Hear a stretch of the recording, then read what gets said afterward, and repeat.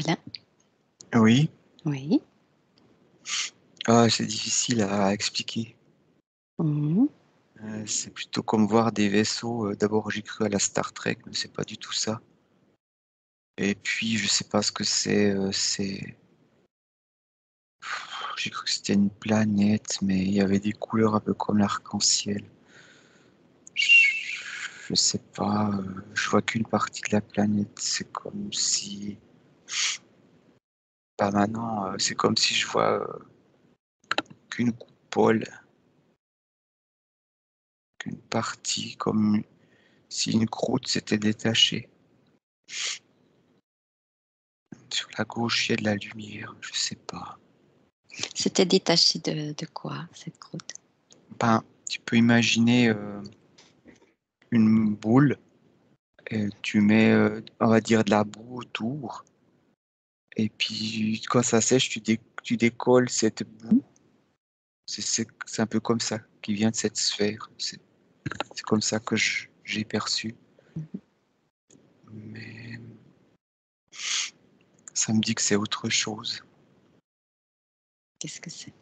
Ça me parle plutôt de cellulaire.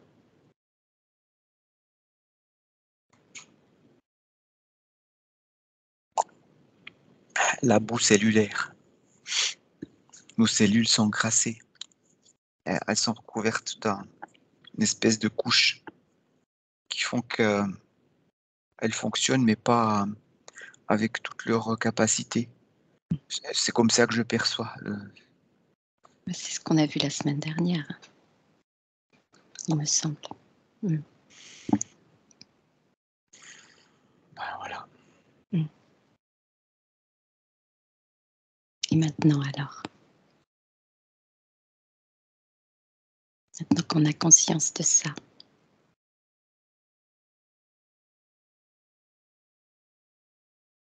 Ça me dit le grand nettoyage.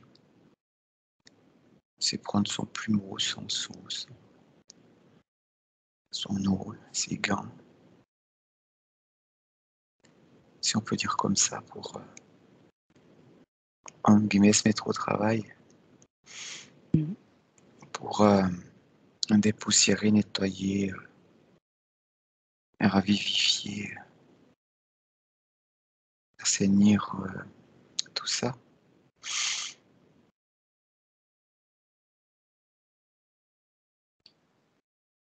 Comment on fait?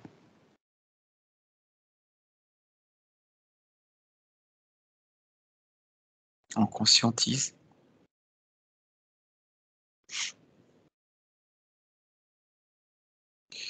Ça suffit pas, faut comprendre que nos cellules, elles font beaucoup de choses. Qu'il y a régénération, qu'il y a épuisement dû à, voilà ce que ça dit, dû à cette, en guillemets, crasse. C'est que c'est comme si tu as une voiture et puis qui pourrait rouler normalement, mais tu lui mets 5 tonnes de chargement. De la peine à rouler, ça fout en l'air les amortisseurs, etc., etc. Quand il y a une petite montée, ça va difficile. On ne se rend pas compte de ce qui va pas. Puis il y a plus d'usure parce qu'il y a plus de poids. C'est comme si ces cellules, ben, elles ont plus de poids, donc elles fonctionnent, mais pas à plein régime.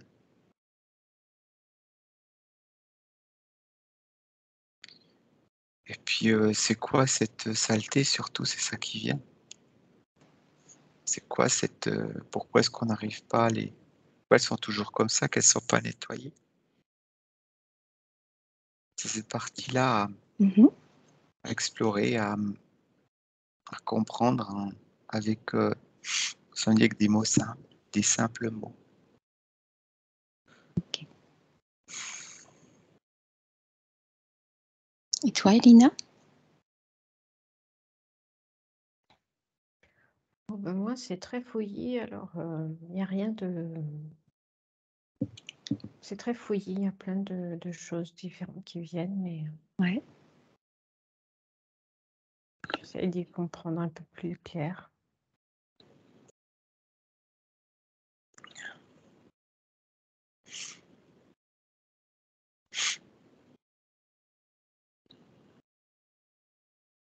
est-ce que ce fouillis a un rapport avec la saleté, si on peut dire comme ça, sur nos cellules?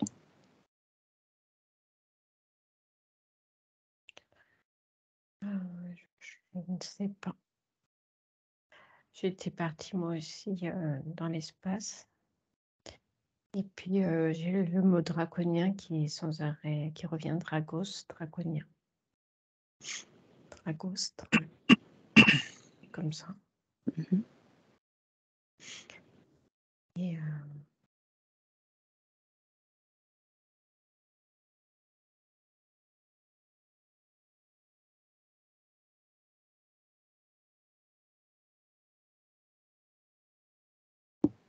Alain, Oui, que peux-tu dire à ce sujet-là, peut-être? ça m'a tout de suite dit qu'on n'a rien à craindre. Sûr. J'ai pas eu de sensation quoi que ce soit. Mhm. Euh, mais aussi, ça nous dit, il y a des choses assez bizarres en même temps que ce qu'Elina disait. C'est qu'effectivement, à un moment donné, je me suis retrouvé dans l'espace, mais en fin de compte, après, c'était comme le centre de nous-mêmes au niveau des cellules. On revient sur ce qui est à l'extérieur et à l'intérieur, Mm. et de revenir au centre de nous-mêmes, c'est comme se retrouver au centre de l'univers. C'est ça. Ouais. Et du coup, quand il y a ce qu'elle a dit, Elina, en revenant au centre de nous-mêmes, pour explorer ce qui est à l'extérieur de nous-mêmes, entre guillemets, ça le faisait parce qu'on a notre champ énergétique. Il y a quelque chose comme ça. C'est comme voyager à l'extérieur en passant par l'intérieur. C'est comme notre vaisseau à nous. De cette façon, avec qui on a les énergies suffisantes pour parer à tout ça. Enfin, c'est comme ça que ça vient. C'est bizarre.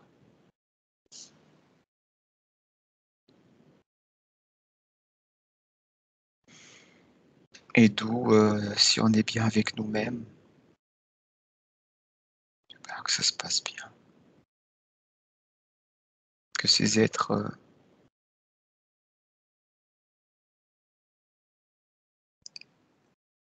existent, sont là, mais ça me dit que en fonction de nos fréquences, on est inatteignable. Ça me dit aussi de faire attention, comme c'est dit ce que je viens de dire. Parce que je vois des réactions, je ressens des réactions de différentes personnes. Ça, ça les émoustille dans un sens ou dans un autre. Mais que pour tout un chacun, quand on est nous-mêmes, qu'on connaît cette force d'amour, qu'on l'a intégrée et que c'est difficile à expliquer ça, faut le vivre, le ressentir et c'est différent à chaque instant. À chaque instant de notre évolution, c'est différent. On ne peut pas expliquer le 100%, c'est juste être bien avec soi-même. Du moment qu'on est bien avec soi-même, c'est qu'on a cet amour en nous-mêmes, pour nous-mêmes, et pour le reste. Et dès ce moment-là, ça nous met un champ énergétique équivalent à tout ceci. Et il n'y a plus de crainte, de peur. Et s'il y a ces choses-là qui arrivent et qu'il y a des craintes, des peurs, c'est juste une alerte pour se rendre compte. C'est comme, par exemple, quand on chemine et on arrive à un angle de la rue et puis il y a une personne qui surgit, ça nous fait sursauter. Mais elle n'a pas fait exprès, la personne. Enfin, des fois, elle peut faire exprès pour nous taquiner, mais du coup, ça nous fait réagir, puis après, on reprend sa place. C'est un peu ça. On peut rencontrer toutes sortes de choses, d'êtres à tout instant, n'importe où. Et d'être soi-même, ben, même si ça nous fait sursauter, prendre conscience. Ah, c'est ça, ok, ah ouais, bon, ok, c'est bon. Par contre, si au coin de la rue, il y a quelque chose qui saute devant nous, justement pour euh, nous prendre quelque chose, là, c'est différent.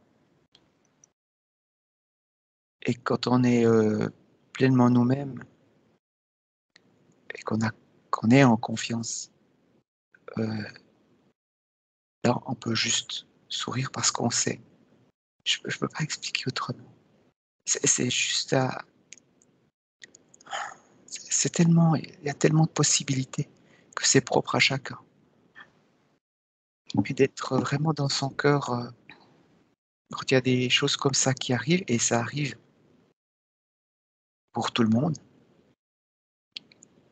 c'est de se recentrer sur soi-même et d'être avec le sourire. Dès ce moment-là, il n'y a plus... C'est émaner qui on est. Si on va dans le combat, là, on a perdu. Parce que c'est justement ces forces contraires qui se retournent contre nous. Si on va dans la fuite, on a perdu aussi, parce que c'est la peur qui nous poursuit. Si on fait face avec, avec amour, certains peuvent dire envoyer de l'amour, peu importe la façon de faire, d'être, mais juste avec de donner les possibilités à ce que l'on rencontre, tout ce qu'on rencontre, le choix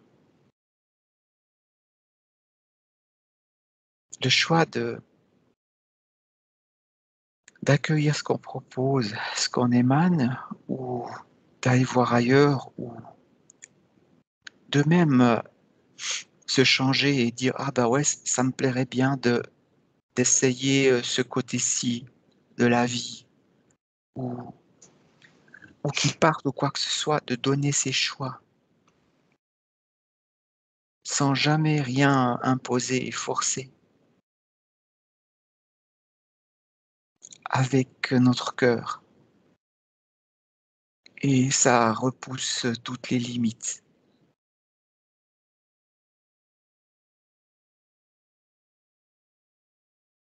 Peu importe comment est-ce qu'ils s'appellent, d'où ils viennent, leur grandeur, ou je ne sais quoi. Ce sont aussi des expériences pour nous faire grandir, pour nous mettre en confiance. Des expériences qui sont vécues en différentes dimensions, comme quand on vit tous les jours, quand on dort, quand on est en hypnose, etc., etc. C'est vivre différentes situations sur différents plans et en étant nous-mêmes pour se révéler à soi-même et se découvrir, pour évoluer dans ce chemin d'amour qui est, qui est une énergie. Attention avec le mot énergie samedi. On l'utilise trop, ce mot-là. On met énergie trop partout. Euh, alors, c'est intéressant ce que ça me dit, c'est à nous et ceux qui nous écouteront de trouver ses propres mots pour le mot énergie en fonction de ce qui est vécu.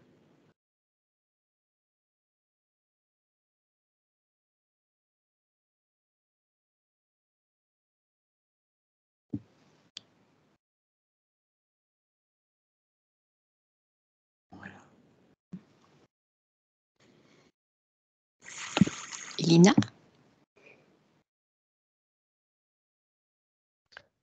Je suis partie à Jakarta. Il y a des dragons à Jakarta. Mhm. Il y a un temple.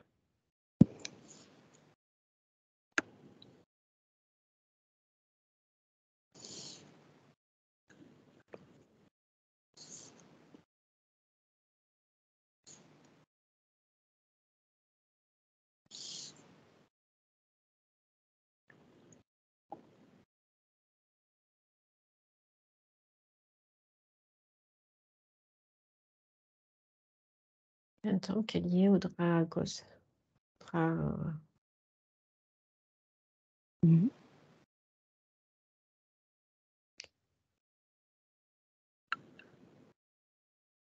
Je vois des statues avec une représentation avec des gros yeux.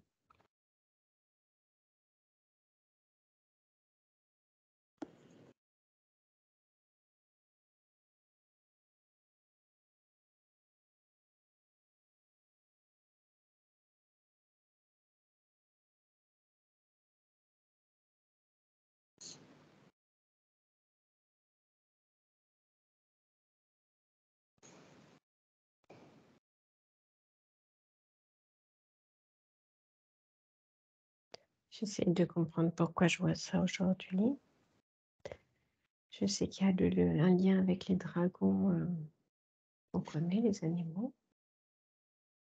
Oui, d'accord. Ouais.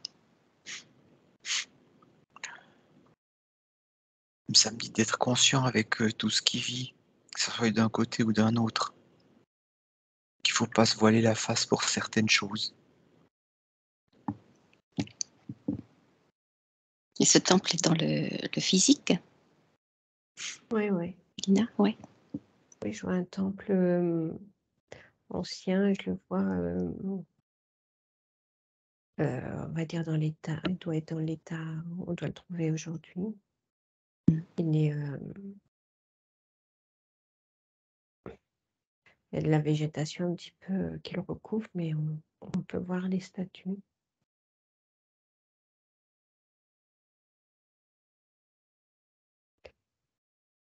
On parle de puits au milieu, de trous au milieu.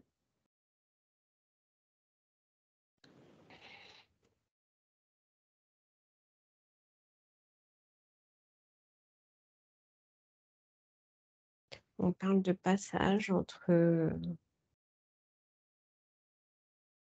un passage assez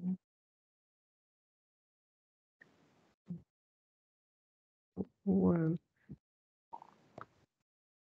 alors je vais pas parler de soucoupe, je vais parler c'est des engins volants qui peuvent passer par ce trou pour aller, dans les sous-sols.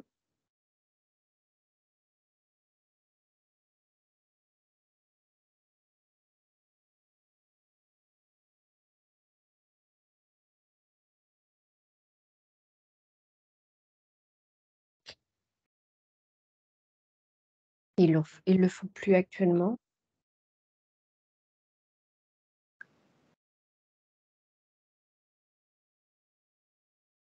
Pour quelle raison?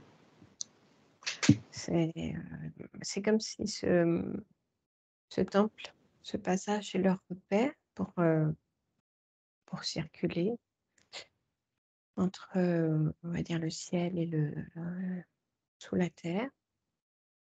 Ils sont empêchés. Ils ont eu l'interdiction pendant un certain temps de revenir sur terre et c'est pour ça qu'ils ont laissé les dragons, les animaux, un petit peu comme les gardiens de ce temple-là, pour se rappeler que c'est leur terre ou leur domaine.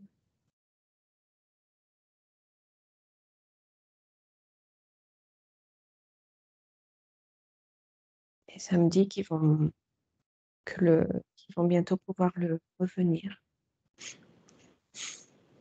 chercher vont revenir pour venir chercher ceux qui étaient restés sous terre. Ouais, c'est comme si une partie de leur peuple avait le droit de rester, mais cachés dans les profondeurs.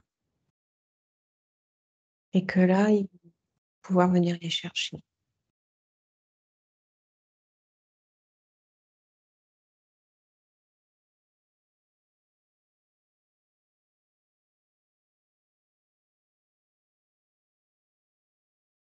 Il y avait un accord avec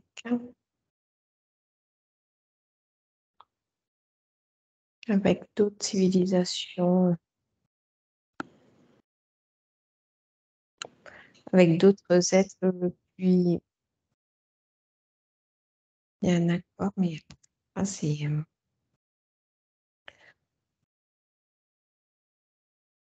on parle de sages. Il y a un conseil des sages, on va dire des étoiliens, qui leur a interdit donc de se manifester sur le dessus de la terre. Et c'est pour ça qu'ils sont restés dans les sous-sols. Et que là, il y en a qui, comme ils arrivent à être en bonne forme physiquement à cause des vibrations de la terre, il y a une partie de leur peuple qui va venir les chercher. Et c'est possible que ce soit visible pour nous physiquement. Ça peut être à plusieurs endroits de la planète. Mais il y a un endroit à Jakarta. Enfin, à Jakarta, ouais, c'est pas forcément. Je ne vois pas un lieu ici. C'est plutôt un endroit où il n'y a pas de maison. C'est plutôt dans la nature.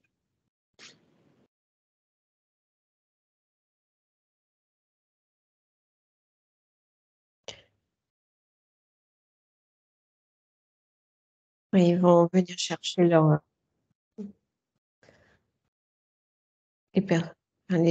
membres de leur société pour les sortir de là, pour les sauver. Et il se peut qu'en partant, les dragons, les animaux,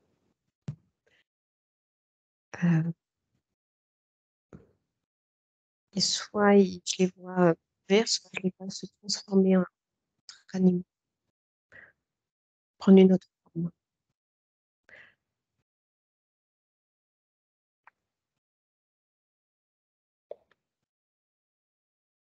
Ça, c'est une mission qui s'appelle sauvetage.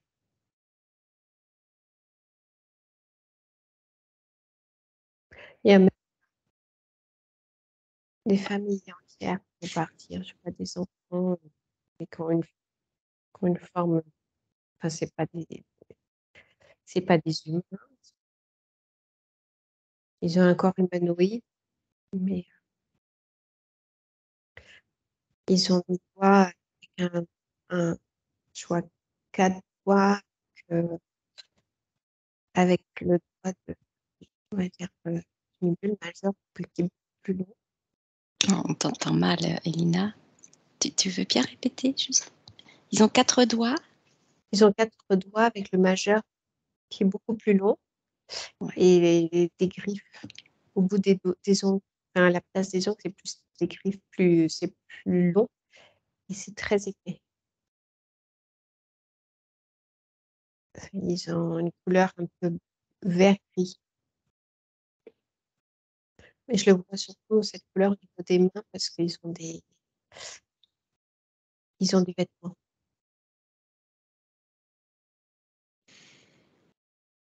Et le visage, on ne peut pas trop définir la forme de leur visage, de leur tête.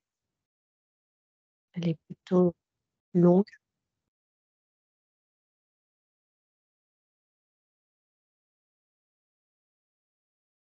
On m'empêche de voir le visage pour pas que j'en ai peur.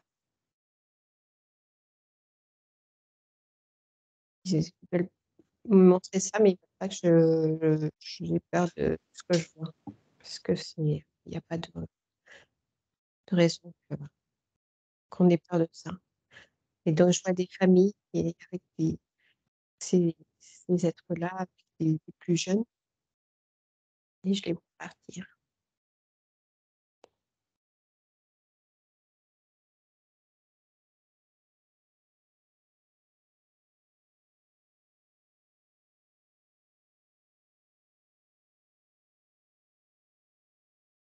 C'est lié à ce qu'on a vu la semaine dernière sur les trous et ce qu'allait quitter la Terre. C'est la suite.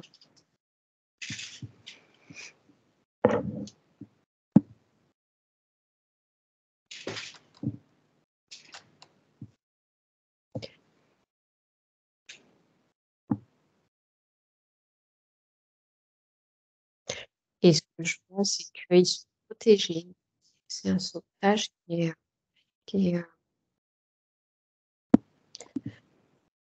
qui est demandé par les singes, le conseil des singes.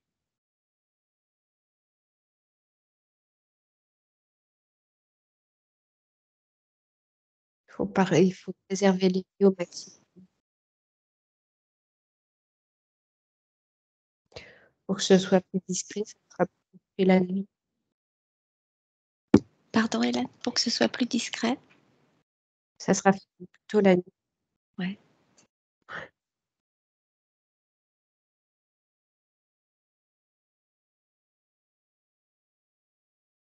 Et on me dit que c'est imminent et que ça va transformer fortement la densité de la Terre. Qu'il y aura une trajectoire plus forte et rapide après. Mais là, elle peut pas monter en vibration à cause de ces êtres qu'il faut sauver. Donc, ils sont en train d'évacuer.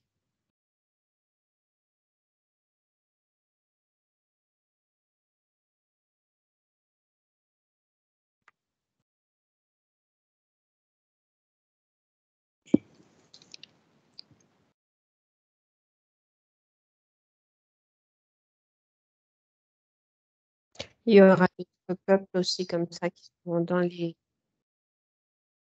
souterrains ou dans les sols et qui vont évacuer aussi.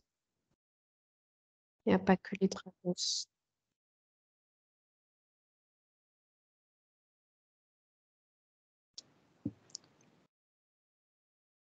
Ils libèrent la place.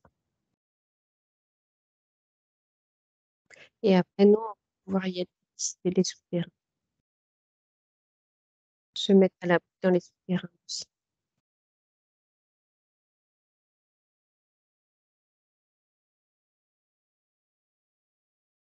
Il se peut qu'il y ait des catastrophes naturelles qui font que certains endroits, il faut être à l'abri des souterrains.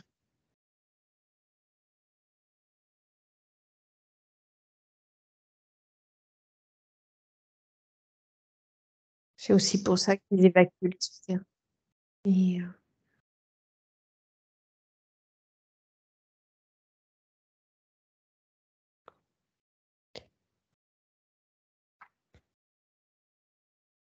la Terre va changer de physionomie dans les continents. Là, je vois les continents qui bougent encore une fois.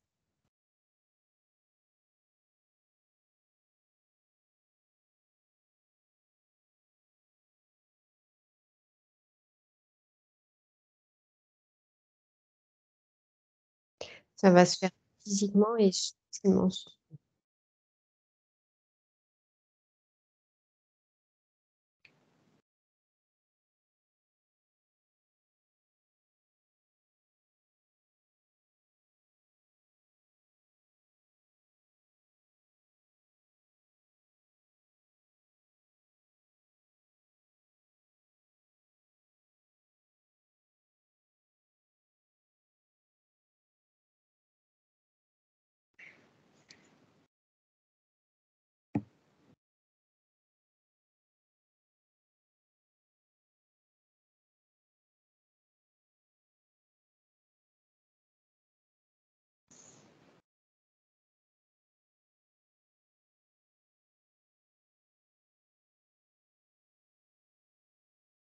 étoile. Oula. Euh, j'ai juste quelques souvenirs parce que c'est parti. Mais je voyais au tout début, c'est ce qui reste comme des engins qui dégagent une place enneigée. C'était plutôt à l'opposé de Lina où ce qui faisait froid. Mm. Ça me disait une piste d'atterrissage. Et après, c'est parti en live, je sais plus. Il y a eu plein de trucs qui me semblaient que je me souvenais, mais là, Alors, tu te souviens de ce qui est important à partager. mais à un moment donné, je suis revenu, je sais pas, il y avait ça, puis c'est comme si un parallèle avec notre corps, nos cellules. Mm. C'est un grand fossé entre cette étape de préparation de déblayage de la neige. Et ça, j'avais le fil et puis pouf. Mhm. Ce qu'on a fait tout à l'heure, c'était justement de savoir quelle est cette substance qui est autour de notre cellule. Ah, mais c'est un autre sujet par rapport à ce qui est là. Pas pour moi. Je comprends pas alors. Moi, je comprends plus rien du tout. Tout à l'heure, au début dans les débuts de la séance, tu as dit qu'il serait intéressant de savoir qu'est-ce qui entoure notre cellule, qui encrasse nos cellules quelque part. Oui. Tu vois? Mais après, je suis parti. Et là, de ce que tu en dis, c'est ça. C'est comme ça que je le comprends en tout cas. Ouais, mais après, je suis parti du côté d'Elina où ce que je voyais, ces êtres et ce Oui, qu'elle décrivait. tout à fait, Alain. Mais après, tu as dit, en même temps, ça me fait un parallèle avec ce qui se passe dans notre corps. Ah. C'est pour ça que je reviens à la cellule. Tu comprends? Mhm. Mais si c'est important de continuer sur le domaine sur ces êtres qui sont en partance, voilà, continuons. Hein, ça. Bon, Vous savez mieux que moi pour pour aujourd'hui. moi, j'ai vu ça, mais il y a d'autres choses qui sont venues derrière, mais je n'arrive plus à. Ouais, C'est comme à un moment donné, je sais pas, c'est comme si j'étais à l'intérieur du corps, c'est ça. dans une terminaison, Ouais. Et qu'est-ce qui se passe? quelque chose qui voulait percer, puis je sais pas. Qu'est-ce qui se passe alors maintenant?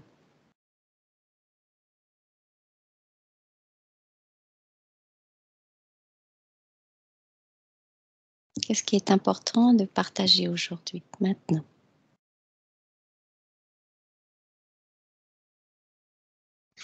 Et d'être maître de soi-même,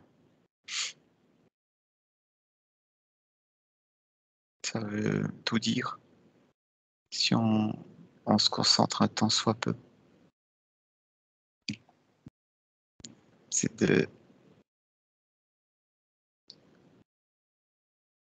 d'enlever les limites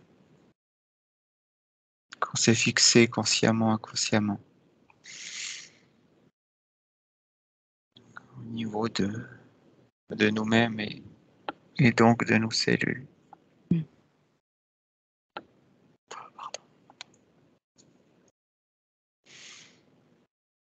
C'est d'être conscient qu'on s'est mis des lourdeurs sur ces cellules, comme ce qui est expliqué avant.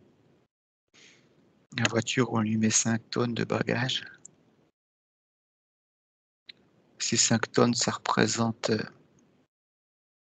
bien des choses, donc des, des préjugés, des croyances, des a priori,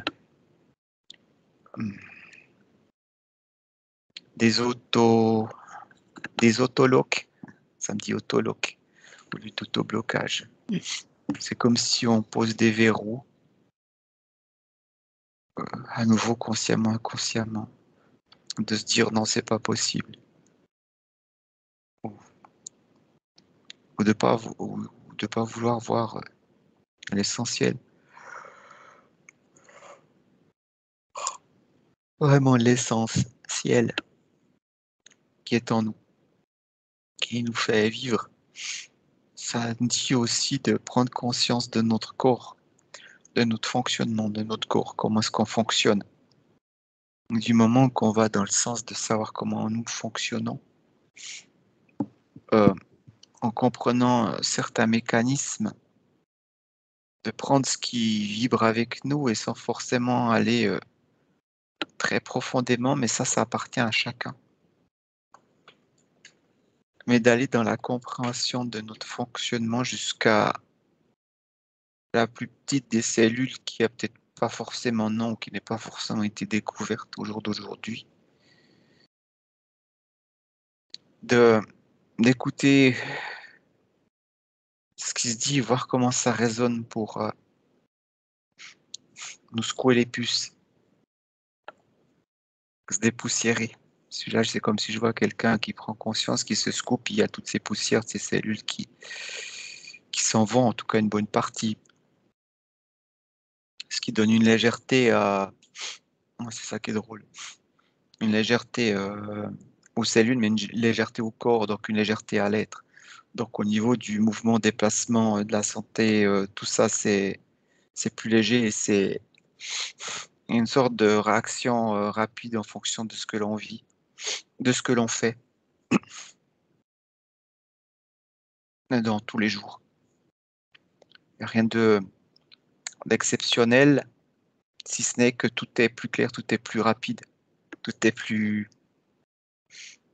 limpide. C'est le bon mot.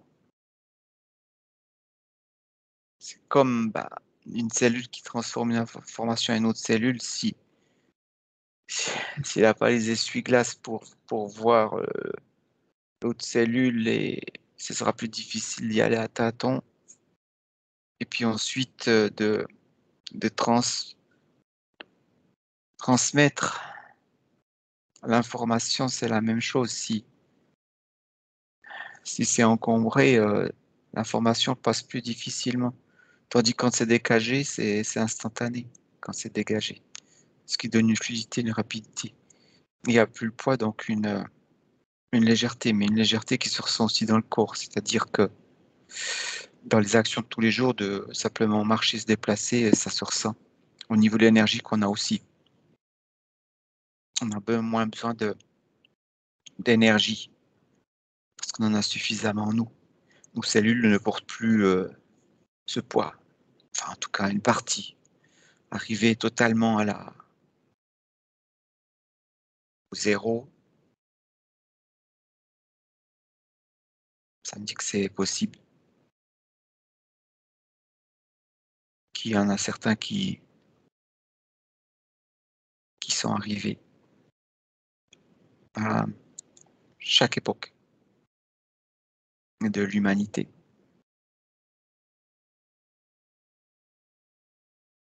Et que ont vu une période de révélation, c'est-à-dire que, voilà, avant il y avait un ou deux individus pas forcément connus.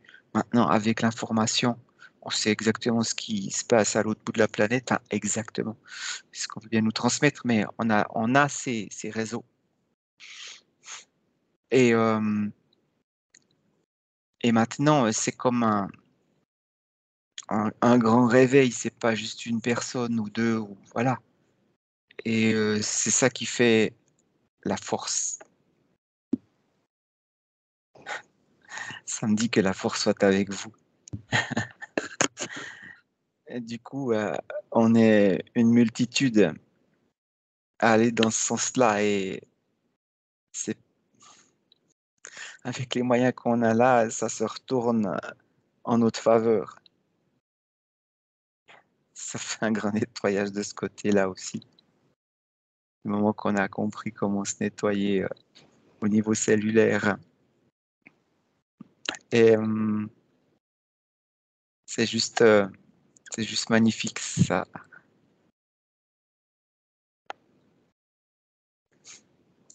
Comment dire ça? Ça me fait sourire parce que c'est comme voir une nouvelle terre, c'est la même, mais seulement avec, ça me fait vraiment sourire, avec toute la vie de tout un chacun. Il y a que de la légèreté.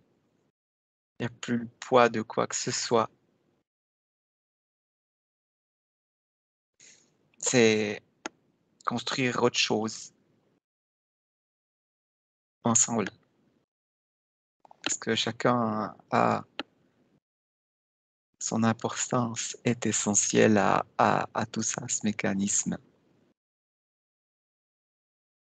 Donc, ce qui commence par l'intérieur au plus profond de nous-mêmes, en tant que cellules à l'intérieur de nous-mêmes, nous sommes les cellules de l'humanité, etc., etc. Et la Terre est la cellule de l'univers, et l'univers est la cellule du cosmos, et le cosmos est la cellule de trois petits points, etc. Imaginez voir ce corps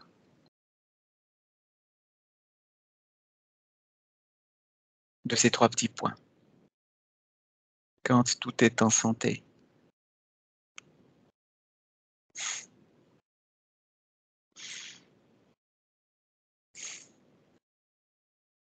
Ça me fait référence à, entre guillemets, un virus, un tout petit virus, qui nous rend tellement malades.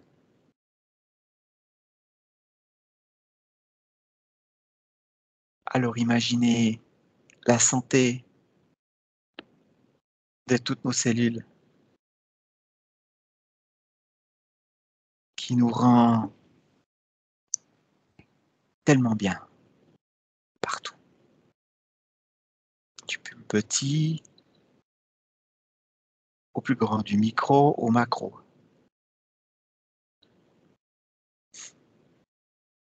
Évident. Alors, sur le chemin de ce grand nettoyage, on passe par euh, des forces involutives ou des contraintes qui ont été là ou qui sont là pour certaines autres. On prend conscience, quand on a conscience de ces choses-là, ça nous permet d'agir à notre façon. Quand on n'en a pas conscience, c'est comme porter ce poids, qu'on ne sait pas qu'on a ce poids à porter.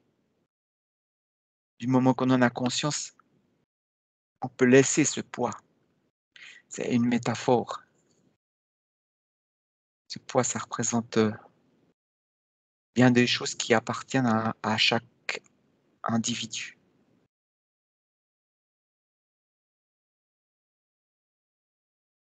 C'est vaste, le domaine est vaste.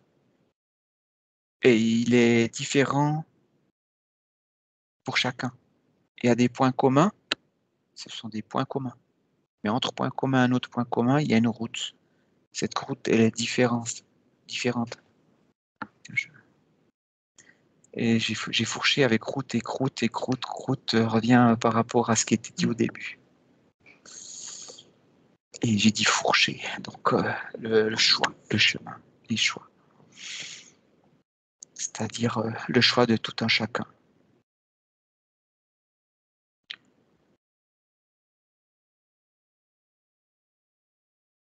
Et ça va plus loin. Quand on dit qu'on est créateur, c'est drôle, ça me fait à nouveau image avec un enfant qui veut pas aller à l'école puis qui se rend malade. Il rend son corps malade, il est créateur de son corps. De la même façon, si l'enfant arrive à se rendre malade, peu de temps après, il est bien. Et parfois on se dit, mais d'où vient son énergie du matin au soir? Il bouge dans tous les sens. Il ne se pose pas de questions. Il n'a pas le même poids que quelqu'un qui grandit, qui prend des poids sur ses épaules en conscience ou inconsciemment. C'est l'évidence, c'est devant nos yeux. C'est devant nos yeux. Bien du monde parle ainsi quand on regarde les enfants. Pourquoi est-ce différent pour nous qui sommes encore des enfants, mais un peu plus grands?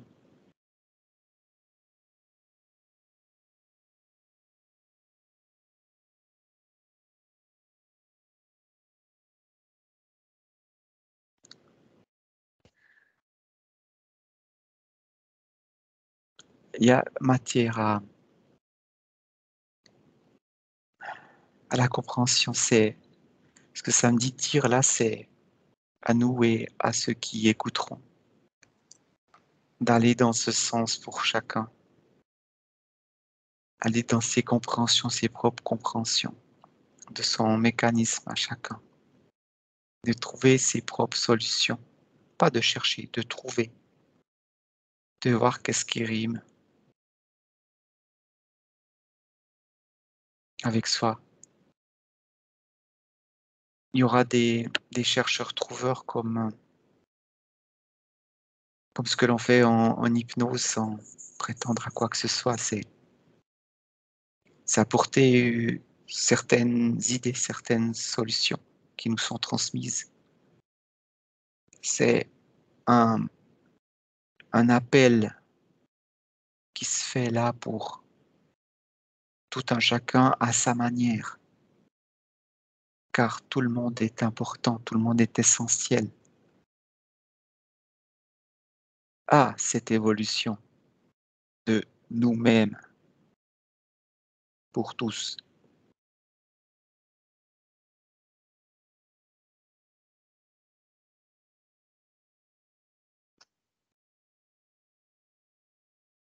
Alors si les Dragos et compagnie partent maintenant,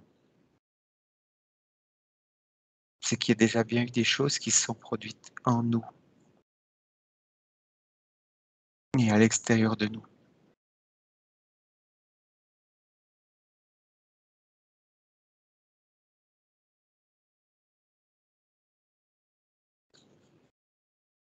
À vous de voir.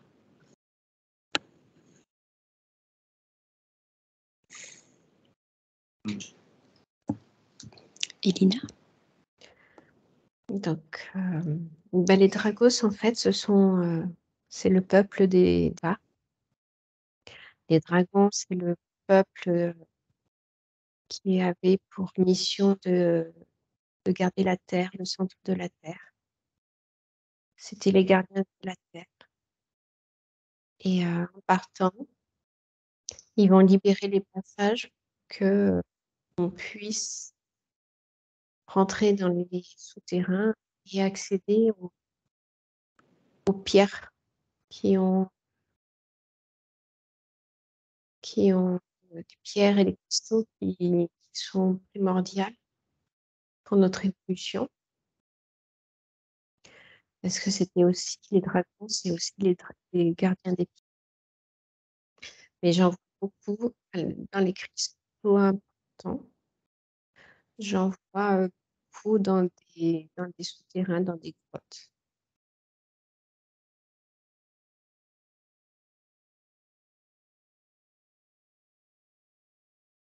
Je vois des personnes qui trouvent les cristaux et qui les emmènent dans le centre de pyramide. Ils les replacent dans le centre des pyramides pour les activer. Ah oui, je me souviens, on avait vu ça au préalable. Et donc, il y a de plus en plus de pyramides qui sont révélées, des pyramides qui étaient cachées, qui sont révélées et qui ont les mêmes fonctions que les pyramides que l'on connaît. Et la prochaine étape, c'est de trouver ces cristaux qui vont être remis au centre des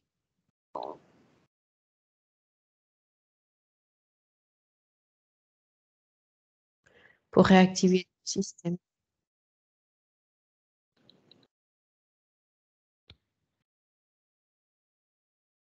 Et c'est possible que parce que les dragons sont de leur mission de gardien. C'est dans l'ordre des choses, c'est plus maintenant.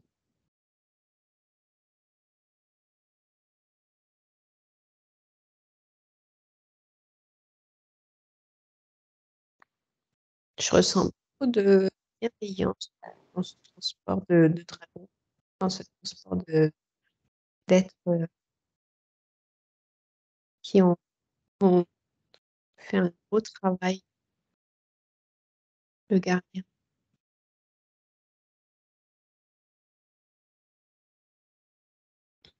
Ils ont fini leur mission terrestre.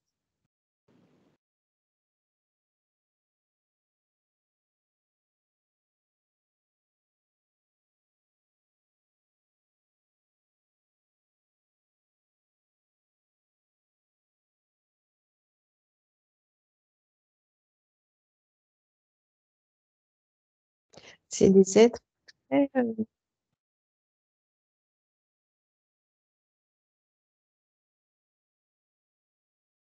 très dévoués à l'école.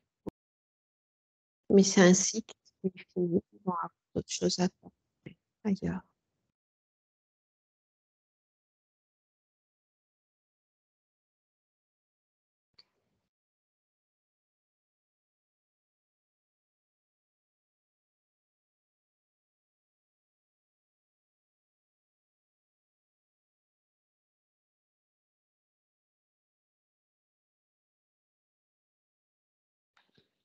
Donc, dans les je peux pas dire de temps parce que je n'ai aucune notion de temps dans ce que je vois, mais quand ils seront partis, il y aura des missions, des hommes qui vont découvrir nouveaux, des nouvelles portes, des nouveaux souterrains, ils découvriront des cristaux. Ça va s'amplifier.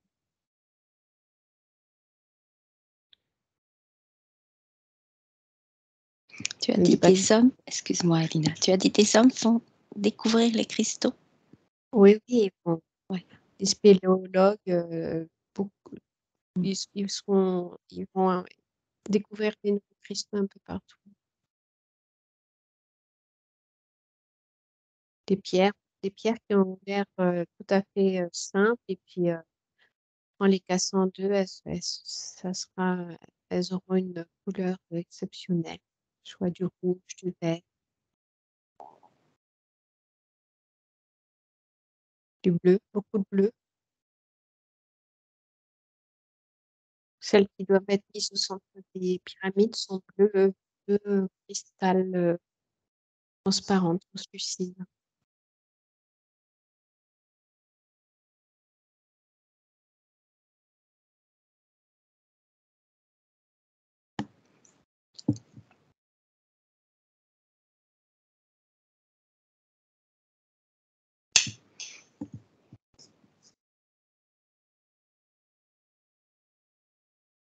Ils vont découvrir de plus en plus de passages, que ce soit dans la terre ou dans des monuments aussi. Il y a des passages qui vont se révéler, des portes qui vont s'ouvrir, des souterrains qui vont tout d'un coup apparaître, des escaliers qui vont être mis en évidence. Et beaucoup de nouvelles découvertes un peu partout sur le globe.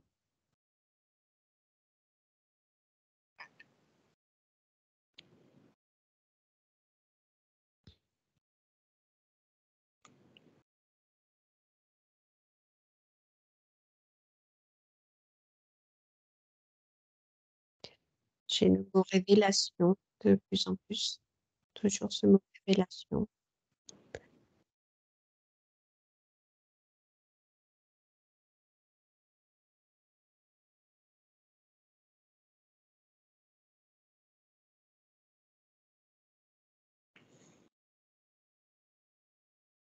on va mieux comprendre le passé, notre construction, quoi, ce qui s'est passé. En fait.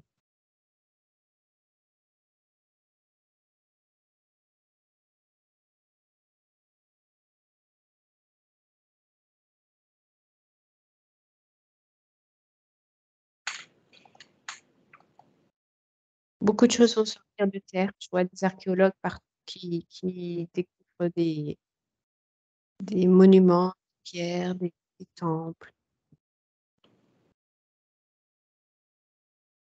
Des découvertes vont se faire un peu partout.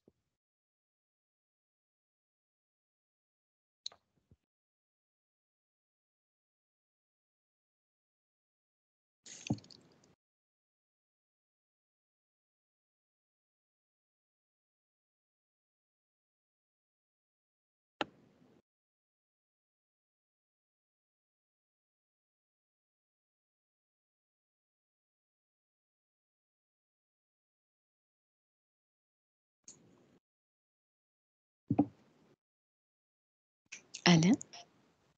Oui. Ah, il y a déjà une grande question.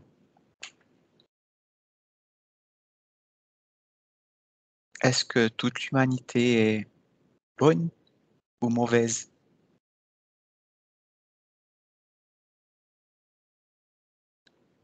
Est-ce que tout ce qui vit est bon ou mauvais? Est-ce que tout ce qui vit a le choix ou pas le choix? Et dans tout ce qui vit, il y a le choix.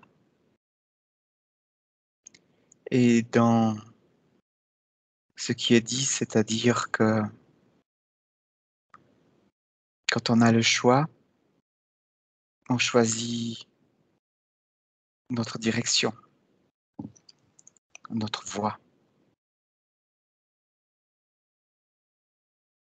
Et ça, c'est valable pour tout ce qui vit.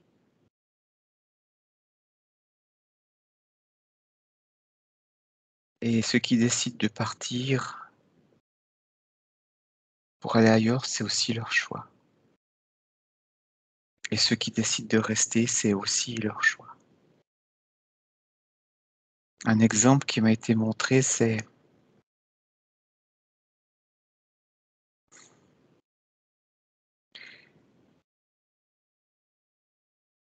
quelqu'un qui part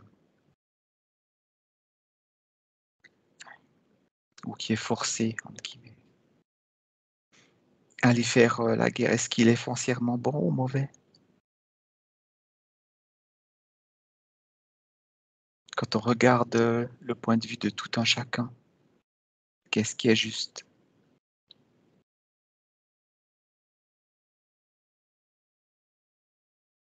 Et pourtant, on est tous des êtres humains.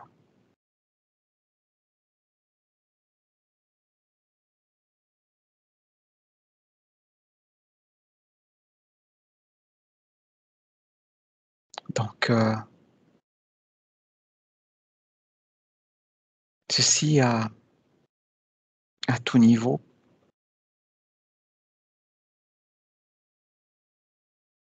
Il y a toujours des choix pour tous les êtres.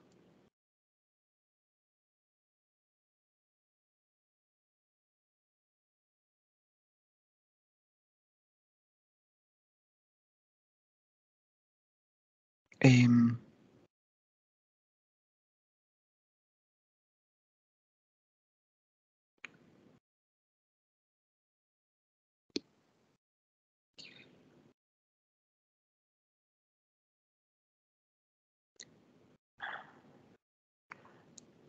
ça donne un exemple d'un cheval qui porte son cavalier, d'un autre cheval qui porte son cavalier. Ces deux cavaliers s'affrontent, mais les chevaux, eux, ils ne s'affrontent pas.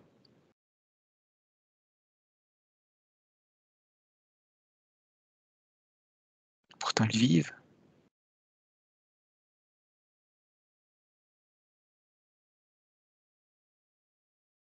Et il y a eu synergie avec le cavalier.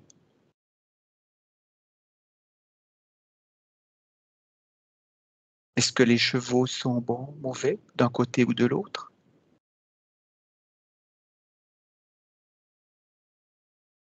Est-ce que tous les êtres qui accompagnent d'autres êtres sont bons, mauvais? De quel point de vue?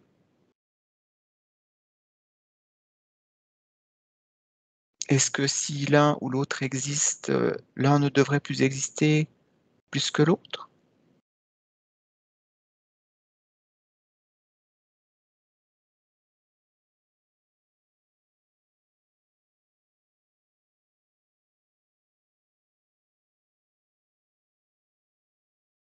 Que dit votre cœur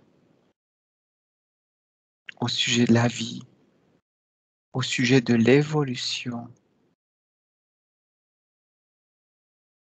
Est-ce que nous devons évoluer dans le conflit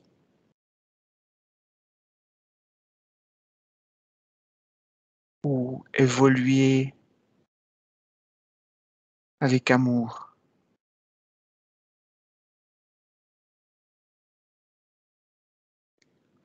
en laissant les choix?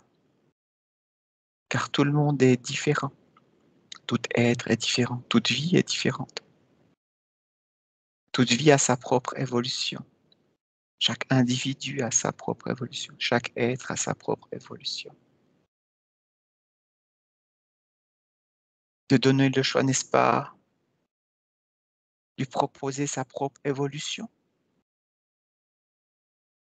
qu'il s'interroge pour choisir.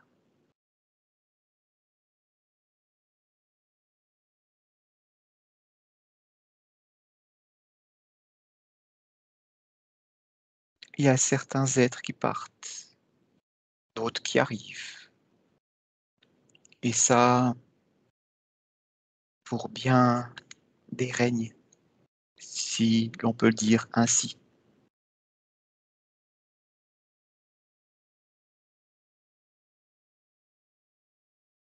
Quand il n'est plus supportable pour un être, pour le vivant, d'être à tel ou tel endroit, on change d'endroit, se déplace.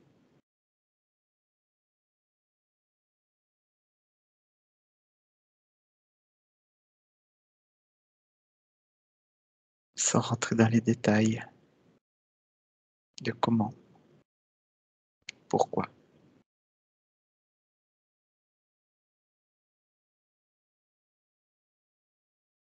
Si on a des liens avec certains êtres, comme le cavalier et son cheval,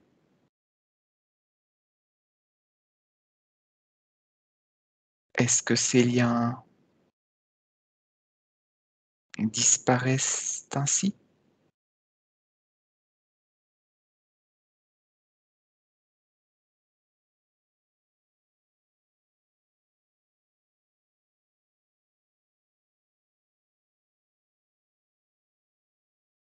Si le cheval se trouve bien avec son cavalier et le cavalier avec son cheval. Petite parenthèse, son, c'est pas le bon mot, mais bon, c'est ainsi que c'est exprimé. Alors pourquoi devrait-il y avoir séparation?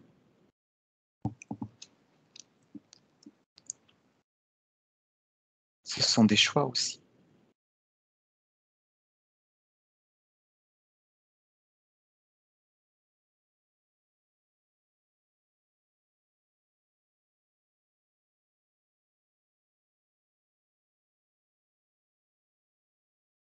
Décider d'être dans la joie, l'amour, ou son contraire, ou en partie.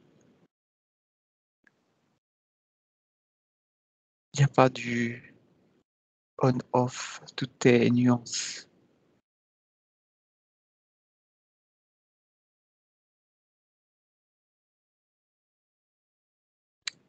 Pour aller du brouillard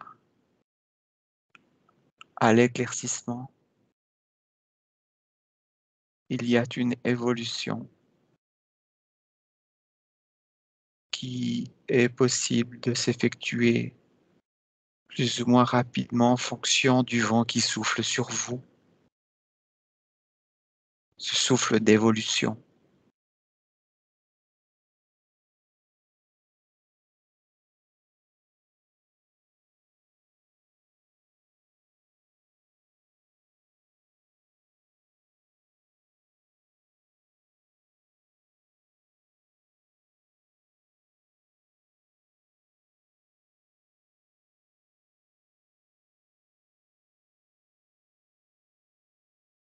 Comment voulez-vous vivre?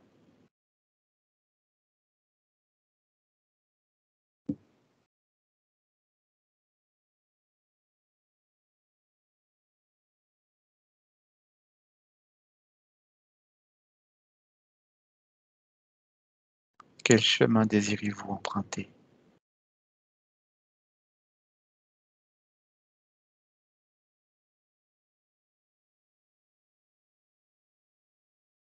Comment voyez-vous la vie?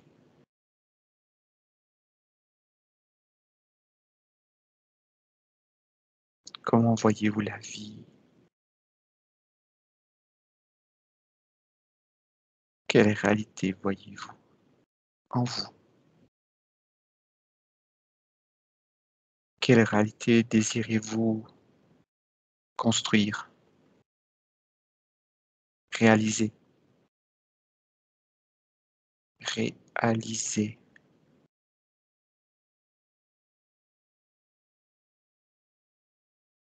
Dirigez-vous dans ce que vous désirez réaliser et non dans ce que vous ne désirez pas réaliser.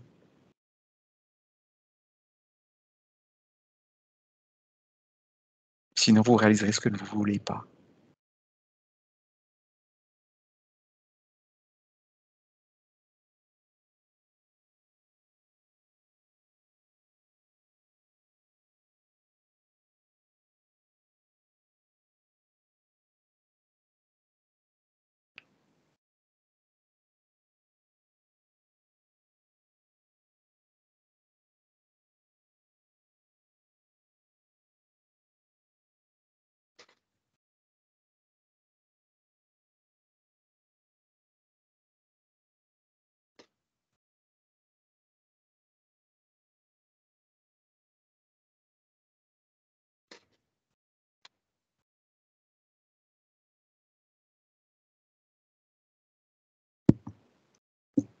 Ce sera tout.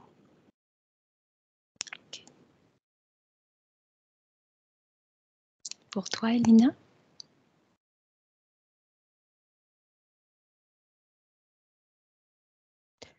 Ça me dit juste qu'il va y avoir d'autres départs. Il y a déjà eu la reine et son essaim. Là, ce sont les dragons. Et qu'il va y avoir d'autres peuples comme ça qui vont partir aussi. Il y a un allègement de notre terre par différents peuples, êtres. C'est que le début.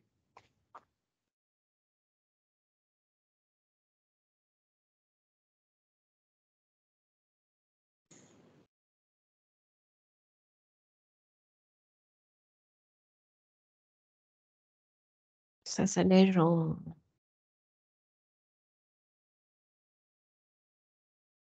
personnes, en nombre de personnes aussi.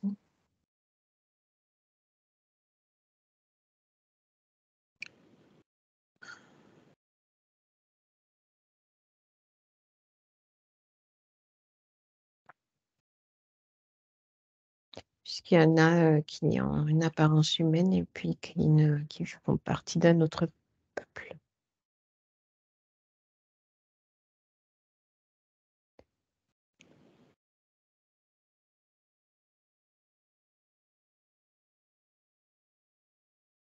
C'est des départs en masse, mais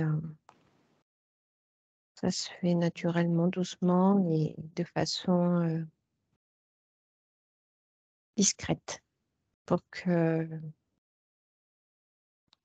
pour que ceux qui restent ne soient pas déstabilisés. Il y a toujours beaucoup de bienveillance dans cette transformation de l'humanité. Il y a, je vois, toujours le conseil des sages que commande. C'est du nettoyage.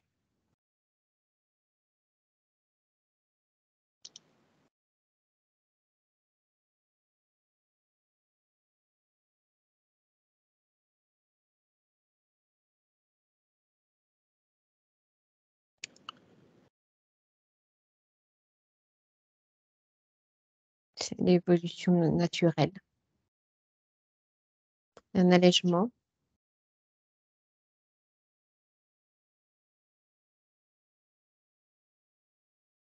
Et je vois de plus en plus la terre qui s'embellit, qui se nettoie aussi elle-même.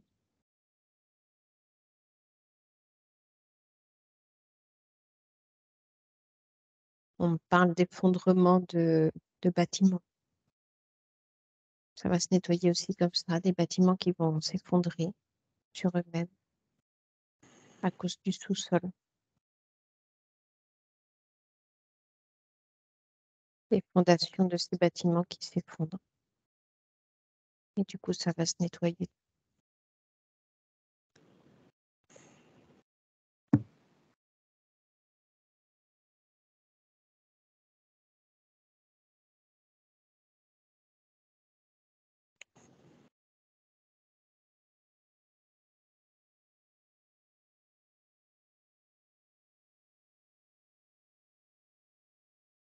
La nature va reprendre de plus en plus ses droits.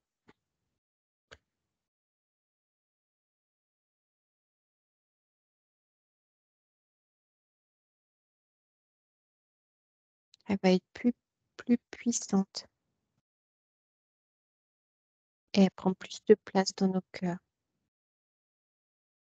Je vois des personnes qui sont de plus en plus sensibles à la nature et ils veulent développer partout des jardins, planter des arbres sur des toitures d'immeubles, sur les, sur les toitures de maisons, des immeubles. Il y a besoin de plus de verdure, de fleurs, de fruits, On t'entend pas bien, là. Tu dis il y a besoin de plus de fleurs. de fleurs, de fruits, de...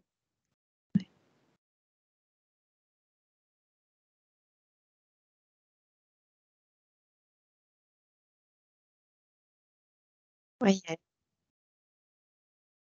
je vois les trottoirs, on enlève le béton et on met de la pelouse, on met des herbes, on met des fleurs, on met des légumes aussi sur les trottoirs. Des trottoirs de centre-ville, ouais. Des jardins qui poussent partout. Mais c'est les personnes elles-mêmes qui en ont il y a un appel à cultiver son jardin.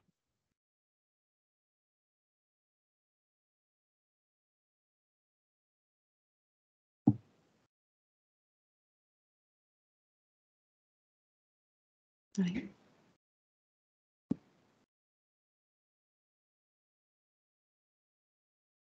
Alain? Oui, il y a un message essentiel.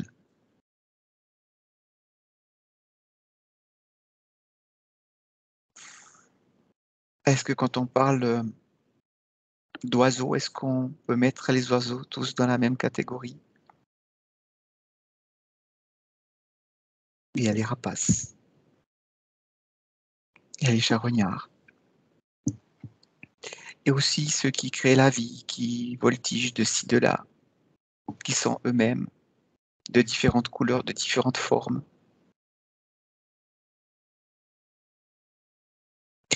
Et ce qu'on m'a dit vraiment de dire, c'est qu'au niveau des dragons, c'est la même chose.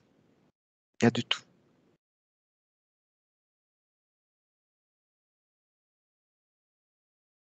Et de tout caractère, et de toute forme, et de toute couleur.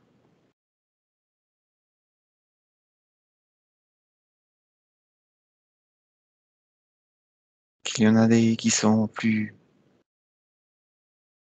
bienveillants que d'autres.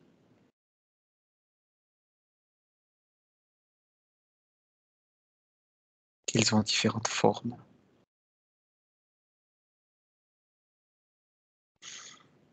Qu'ils sont dans différentes dimensions, qu'ils traversent certaines dimensions.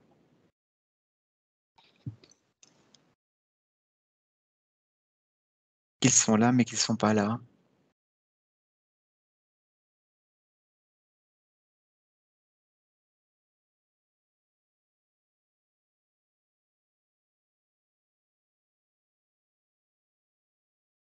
Donc ceux qui partiront, partiront, et les autres seront ici et ailleurs.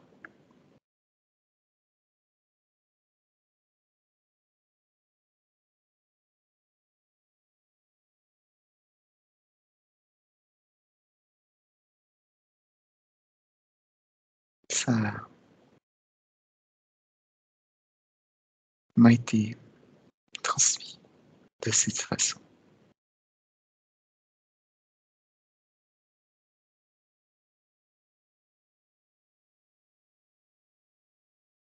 C'est tout.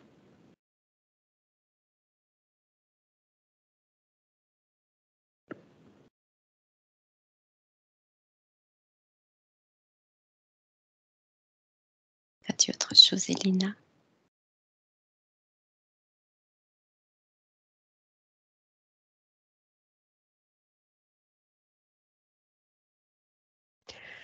Maintenant, on me parle du peuple des fourmis.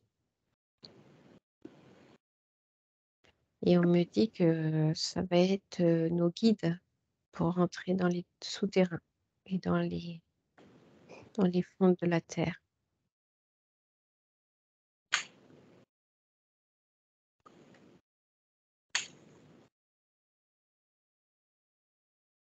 Ce sont des guides, le peuple des fourmis.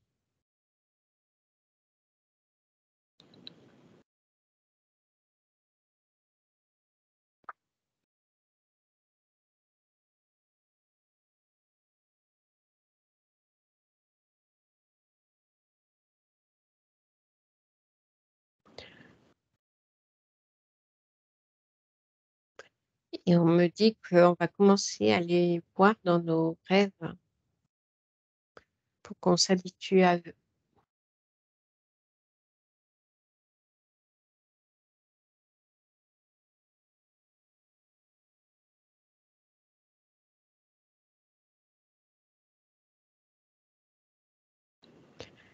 Et ils sont organisés comme une fourmi, dans une fourmilière, mais ils n'ont pas forcément une apparence de fourmi comme on connaît l'animal.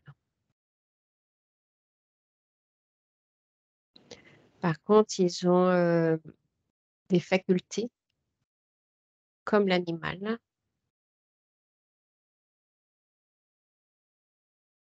par rapport à leurs yeux et leurs ressentis. Donc, on me parle d'antennes, mais j'ai quand même plus une apparence humanoïde. Ça pourrait être un humain avec des antennes et puis des yeux assez des gros yeux noirs. Je vois des gros yeux noirs.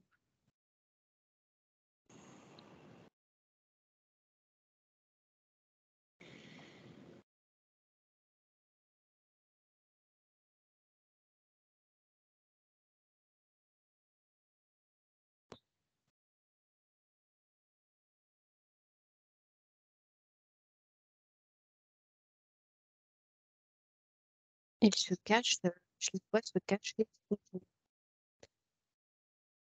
une cape un peu comme peau. Tu les vois se cacher? Pardon? Une cape qui ressemble à à une peau de bête. Et je vois pas pourquoi d'ailleurs ils se cachent. Je pense qu'il y a quelque chose dans leur apparence qu'ils ne veulent pas montrer, qui est derrière peut-être des ailes, quelque chose comme ça. Je sais pas. Enfin, je vois un, j'imagine, qui cache quelque chose sous cette cape.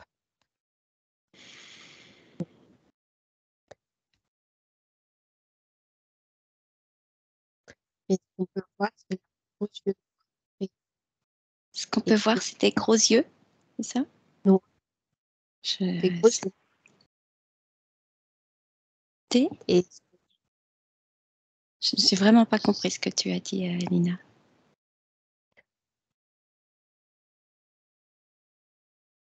Il y a des coupures, donc excuse-moi, hein, je te fais répéter, mais ce qu'on peut voir, c'est des gros yeux noirs. oui.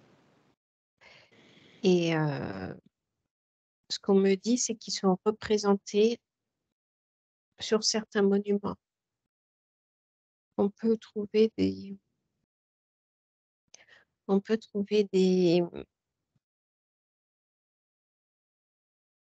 des représentations un petit peu de leur apparence.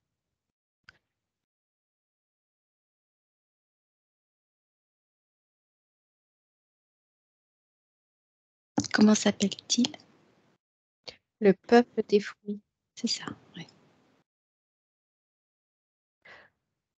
C'est le nom qu'on leur a donné par rapport à l'organisation et puis leur sensibilité avec les antennes et ils communiquent d'une certaine façon avec ces antennes et puis les odeurs. Mais c'est pas leur nom.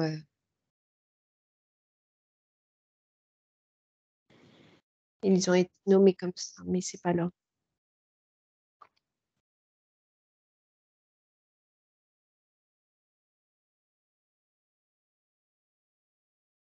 Quel est leur nom?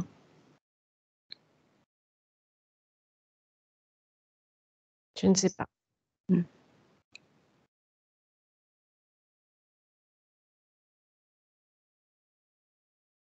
Pour nous, ce sera le peuple des fourmis. Ils ont participé à la construction de certains bâtiments. Ils sont, je les vois, tu sais, un petit peu comme chef de chantier qui donne des directions et des directives. Parce qu'en fait, ils connaissent très bien les sous-sols et souvent les bâtiments ont des sous-sols et des fondations qui sont importantes. Ils ont participé aux fondations de ces bâtiments. Par exemple, le sous-sol d'une pyramide, ou le sous-sol sous le Sphinx, ou ainsi de suite, avec des. Et ils ont, grâce à leurs connaissances et leurs facultés, participé à ces constructions. Ils connaissent parfaitement les sous-sols de ces font partie des anciens bâtisseurs.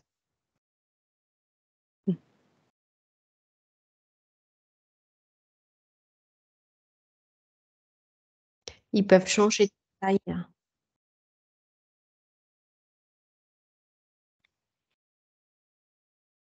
Je les vois changer de taille pour se faufiler dans la terre.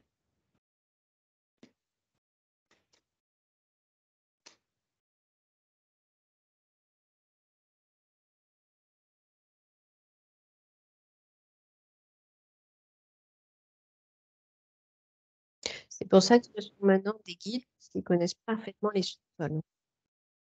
C'est logique.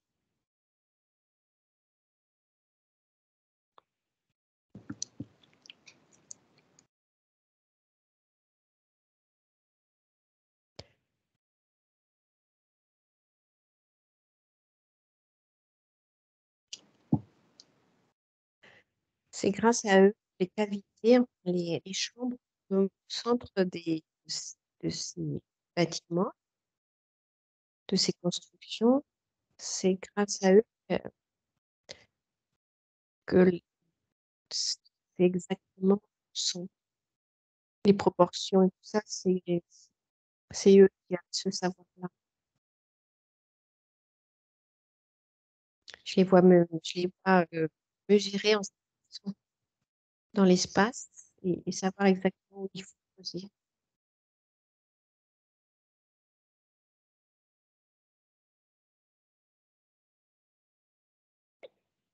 Ils sont pas seuls, hein, bien sûr. Ils font partie des... Ils avaient un Ils avaient un rôle, c'est ça? ils avaient un rôle dans les constructions Oui. par rapport aux fondations, aux proportions, mais eux, ils s'occupaient surtout de ce qui était sous terre.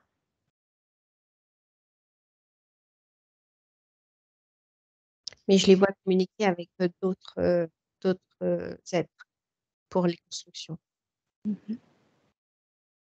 Et c'est pour ça qu'ils changent de taille pour que être dans la même taille que les autres êtres.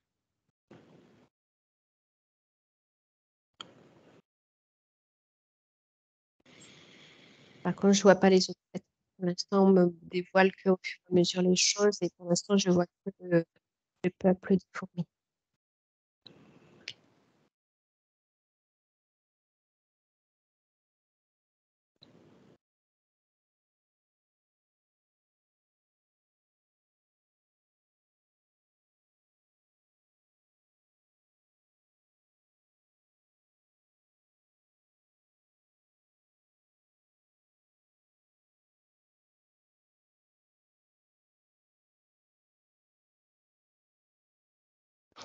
Ils ont surtout joué un rôle de coordination.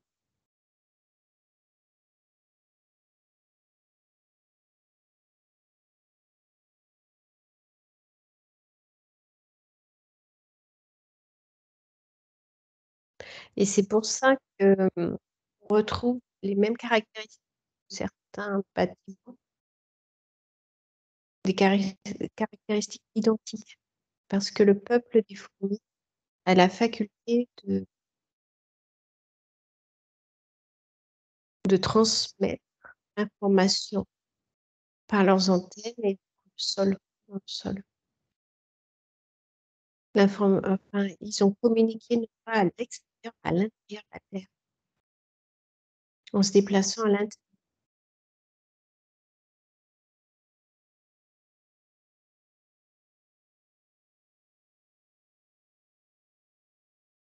Il y a tout un réseau en fait, de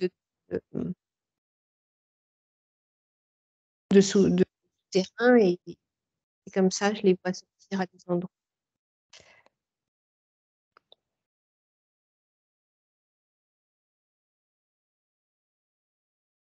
Mais après, la constitution, comme c'était d'autres êtres, il y a des nuances. C'est pour ça qu'il y a des pyramides ou des temples qui sont un peu différents. Mais il y a des fondamentaux qui sont identiques.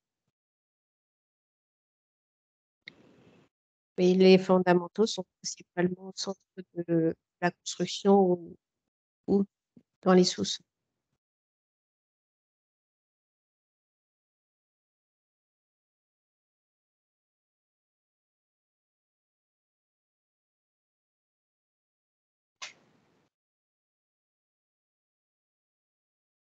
Je vois rien d'autre.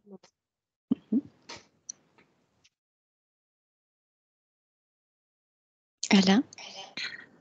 Ah, il m'a dit qu'il est temps de rentrer. Ok. Très bien. Bien, merci. Merci à vous.